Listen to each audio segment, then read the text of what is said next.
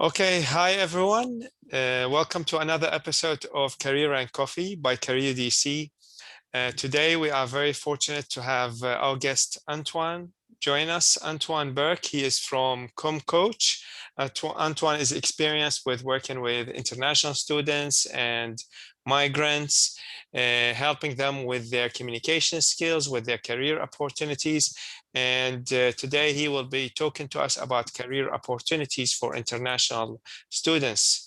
With you now, Antoine. Hi, McDad. It's a pleasure to join you. And just to give some context on my background, we know each other because we have a shared interest in the success of international students and the opportunity that is international students for the local workforce. And I suppose we both recognize that something like a third of the population of the big capitals of Australia are people from non-native English-speaking backgrounds, and they're culturally diverse. And these are a very, very important part of the economy. And we share an interest in helping these guys achieve as much as they can and to fulfill their potential. So my background is working with international students on their professional skills and their soft skills, including communication, language development, their ability to understand the dynamics of running a meeting, report writing, interview skills, and all these kind of techniques to help them adapt to the local environment. Thank you, Antoine. So what I'll do is that I'll ask you some questions that we receive frequently from international students that we work with. And I'll ask you, the first one, I think it will be a difficult one. So because it's really hard to assess how this affects their opportunities. We get this question about, does having a student visa affect their opportunities to get work in Australia? Does it limit them? Because, you know, with the international student visa, there are limitations of 20 hours per week, and companies are hesitant to give full-time or permanent employment work for international students. So we get this question a lot. Can you tell us what's your perspective of it? Is this a real obstacle? Well, it's only an obstacle if your expectations are managed in the wrong way. And often international students' expectations are managed wrongly, sometimes by agents, sometimes by family, sometimes by friends who don't fully understand visa obligations and visa requirements. But look, the simple answer is that a student visa is a tremendous opportunity to learn two things in particular. Firstly, the course of study that you're doing, which will open doors for your future career in itself, if you choose the right course in the right college. But secondly, there's a tremendous networking opportunity and the opportunity to get to know the local environment. Now, part of the local environment is industry. So there's nothing stopping an international student from becoming maybe not an expert, but very, very knowledgeable about the market for graphic design, engineering, finance, accounting, whatever their field of study. They can learn an awful lot just by being on the ground in Australia, networking, reading, listening, and just getting to know people, the movers and shakers in the industry. And for me, I think that that's part of the soft skills, which I think both you and I agree are super important. I think that will give you a huge head start in your early 20s, in particular, if you can demonstrate at interview or maybe in your cover letter that you've already learned about the challenges and opportunities in the market that you want to work within. It's very easy to recognize somebody who doesn't know what's going on. I mean, many people live in what I call silos. They don't read the newspaper. They spend all night on Netflix. They play computer games till 4 o'clock in the morning. It is so easy to recognize those people because you ask them a simple question about the industry that they want to work in, and they don't know much about what's going on. So I think the opportunity really is to learn about the industry. Nobody's expecting you to be an expert, you know, in your first year after graduation. Now, in terms of employment, yes, you're limited to 20 hours a week, but I really don't believe you should think of that as a big negative, simply because it doesn't limit your experience to 20 hours a week. You can still learn about finance, IT, engineering, or whatever your profession in many, many ways beyond the 20 hours. And you can still work in the industry. It's just very tricky to navigate into an opportunity that will allow that flexibility of 20 hours. You can do it, but it just means that you need to be very strategic, and you need to use people who know the industry and know how employment opportunities work in order to get those right jobs at the early stage.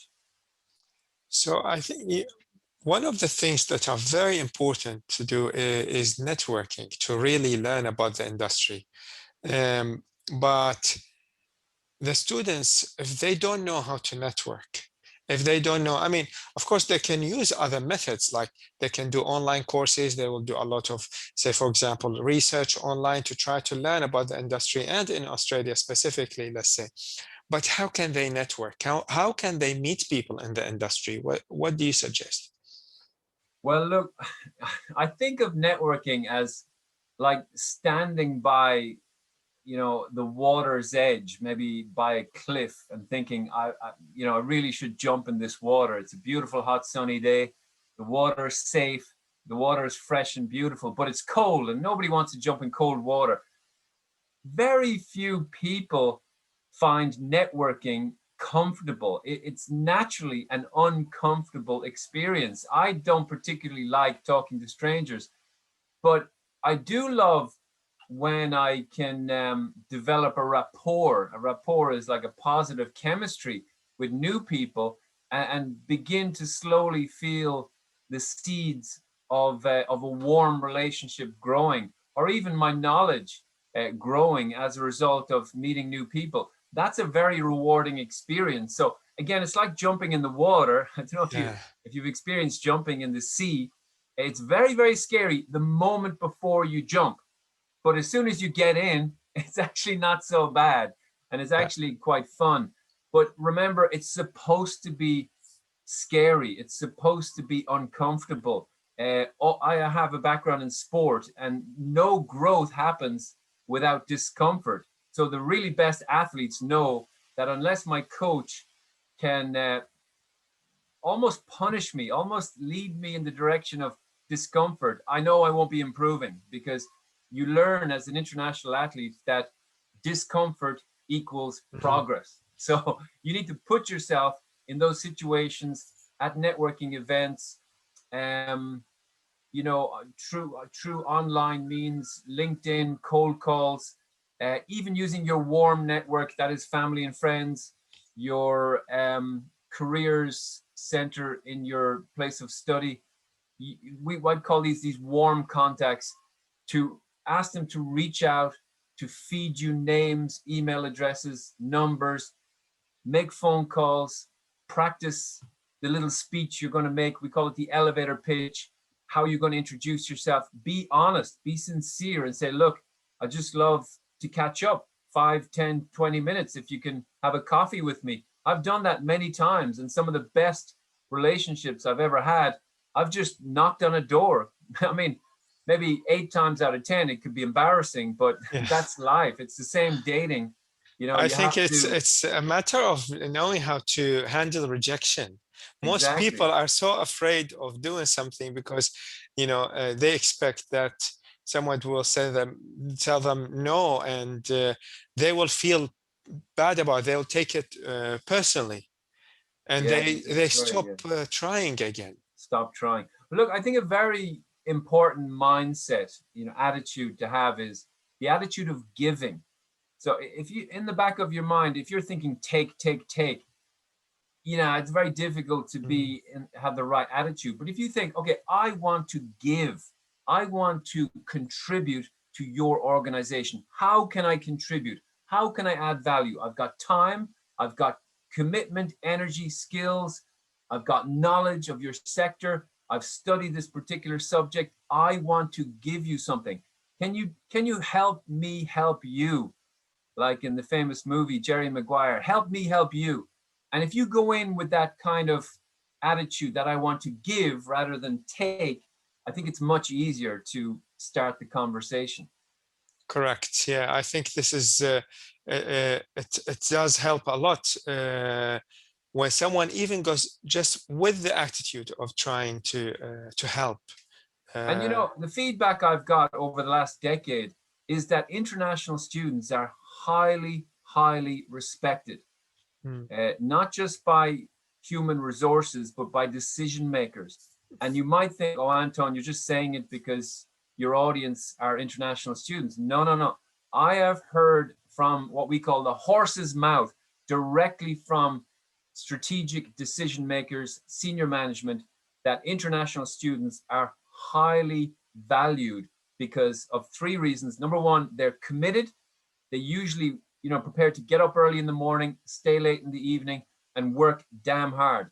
Number two, they can adapt, meaning you've already proven by leaving your family and friends in your home country that you can adapt. You guys are world leaders in adaptation. And when we live in a world where change is the only constant, employers need people who can adapt very, very well. And number three, believe it or not, you guys have tremendous communication skills. Often you speak two or three languages. You have yeah. very good nonverbal communication skills because you have to. And generally, my experience is that international students are very approachable and they're very willing to learn. And employers love that. They really do. Regarding communication skills, that we get this question a lot from international students. Most of them, English is their second language. Many of them are shy about their language, and they say, my English is not good. I'm not ready. I'm not ready to look for an internship. I'm not ready to go and speak to companies. What do you tell them about this? Well, look, I can totally understand that feeling. When I first came to Australia from Ireland, I faced rejection for many, many weeks. Recruiters told me again and again, you don't have local experience. It wasn't about my language. I spoke English. I've always spoken English, but it was about local experience. So, in my opinion, I think a lot of employers are quite short-sighted or maybe narrow-minded in that maybe it's not racism. I know a lot of people like to say it's racism, but there could be some unconscious bias. There's this hesitation that I think, oh, you're from a different country. Maybe you don't fit with the culture of our organization. But I think we all know now that that's a bit ridiculous, simply because it's an extremely diverse environment. Sydney and Melbourne are extremely diverse. So if you have Yes. somebody from a non-native English speaking background, they should fit in perfectly. The days of Caucasian, white, blue-eyed, fair-haired people dominating the workforce, they're finished. That kind of Anglo dominance was a thing of the 1950s, but it's all changed now. So people want Mandarin speakers and Hindi speakers. And, my wife is from India, and uh, she works for the Commonwealth Bank of Australia. And I know that one of the things they value in her is that she's culturally competent, meaning she can adopt her style of communication and her interpersonal skills for a wide range of people. I mean, she's adopted very well to live with me, an Irish guy, but she's very good with people. And I'm very confident international students can also demonstrate strong people skills if they are sincere and they're honest in their approach and say, look, I'm at the beginning of my career, but my number one quality is that I'm committed and willing to learn. And the technical skills too, I think a lot of people forget about this. For example, we get a lot of international students that are studying engineering and technology, and they are worried about their language skills. But I don't think that this is a big problem, because if they are technically savvy, they can still get the work they are looking for. Yeah, look, verbal communication skills, in my opinion, are overrated, meaning Australia has become very tolerant over the last generation of, you know, less than perfect language skills. So if you work in IT, like my father-in-law had a 40-year career in IT, and English was his second language, and he was very successful in Australia. And nobody cares if you don't understand the present perfect continuous tense, or your vocabulary isn't very big. What they care about is if you are a problem solver, if you're analytical, if you are committed, if you're good with people, and if you've got programming skills or whatever specific IT skills. So yes, English language skills are important, but non-verbal communication skills are equally important. And that means how you dress, how you present yourself, your tone of voice, the enthusiasm, and the energy you project through your voice, your grooming, your networking skills. These are all non-verbal.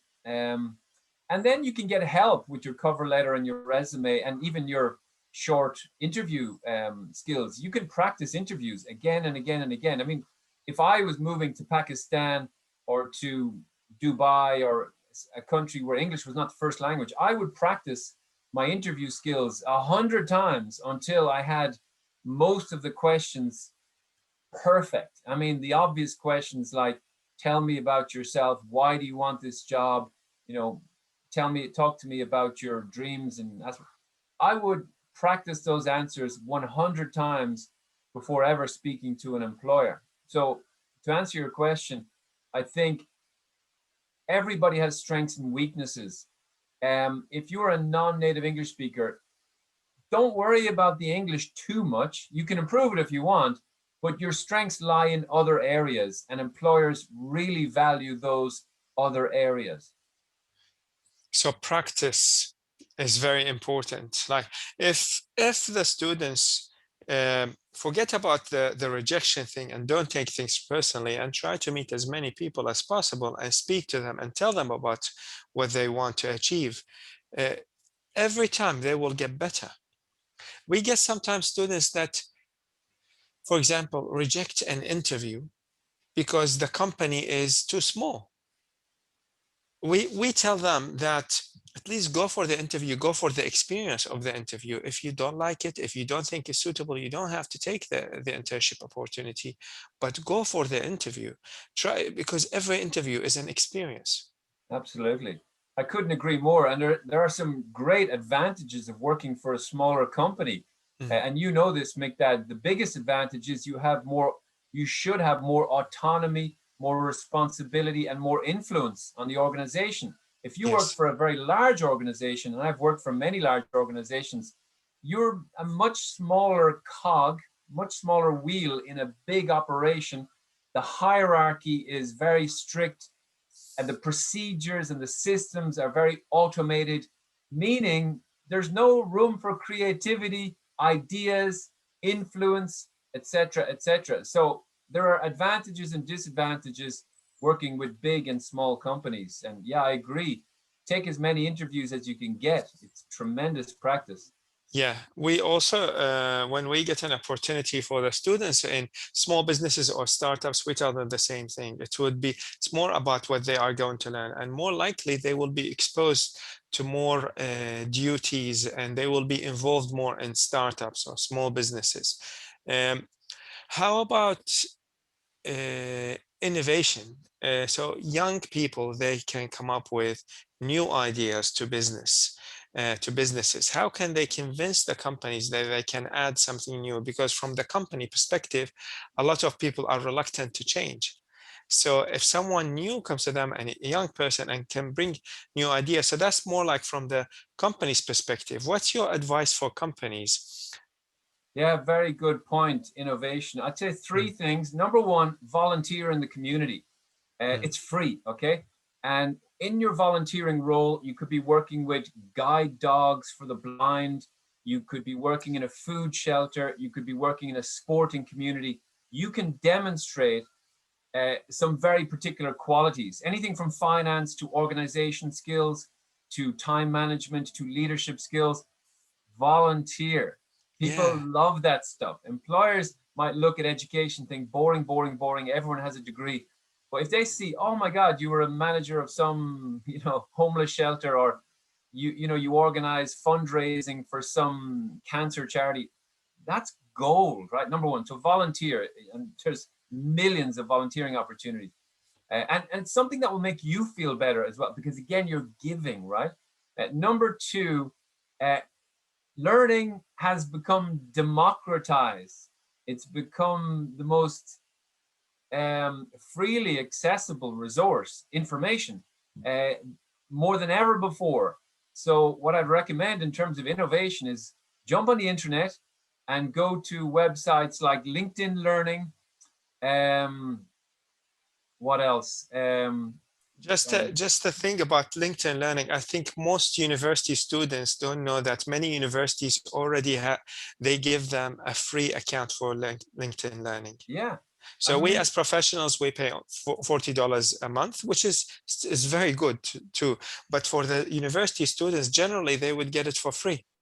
Exactly. Look, there are literally hundreds and hundreds of very high quality education providers who are offering free courses online. Everything from Digital Garage with Google to Coursera, I think EX or ED or something. There's so many. Harvard and Yale, even Ivy League universities from the United States are offering free courses, particularly in IT related topics. So there is no excuse to demonstrate that you are almost ahead of the universities, because some of the most current and relevant skills, the cutting edge skills you need for today's workforce, they haven't even developed the university courses for them yet. So you got to go out. It's like fishing. You got to go fish for that information, and in a very creative way, include it on your resume and say, look, no diploma course exists for what I have learned online. I am a master of ABC, and I've learned it in very creative, innovative ways, and I've demonstrated it in a volunteering job, whatever. The third thing I would say is, I think I've forgotten my third thing, but keep learning and volunteer. And your question was about innovation. I would say don't underestimate yourself. A lot of people have extraordinary experiences. Even moving from one country to another is more than 95% of the population will ever do. So the obstacles and challenges that you have overcome as an international student have made you a stronger person and given you character and skills that you would not believe. And I mean, Mick can tell you what they are. I could tell you what they are, but they make you a stronger person. And employers love strong people. Antoine, I'd like to talk more about the volunteering. I think it's also a very good opportunity for networking.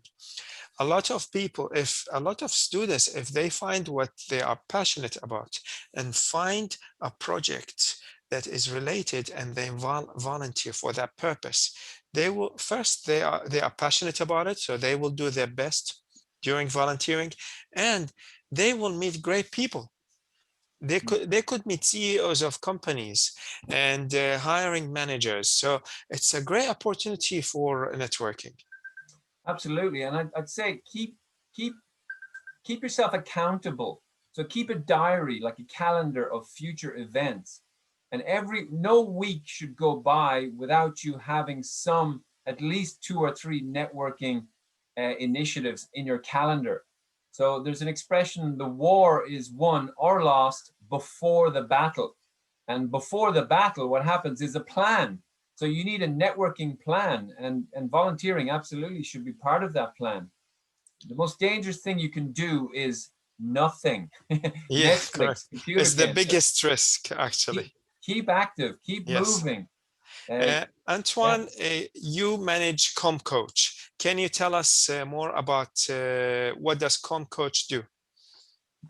Look, ultimately, we want to liberate people. We want to allow people to express themselves with purpose, with impact, with influence, in an articulate way, and in a powerful way.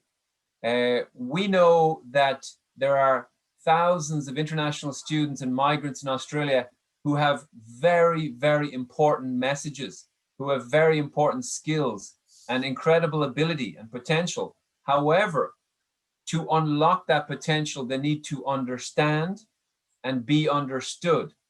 And at ComCoach, I've tried over the past 10 years to develop my expertise and my help to include not just language skills like vocabulary and grammar and writing skills, but also the nonverbal communication skills like tone of voice, presentation skills, interview skills, and complementary soft skills, which employers value now more than ever, because very few people have these.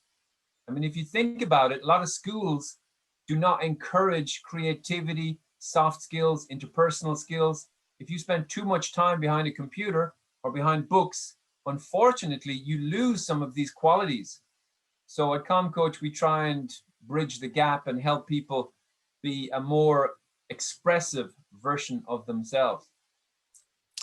People, how can people reach you? Through the website, which is comcoach.com.au? Yeah, through comcoach.com.au or through your good self, Mikdad.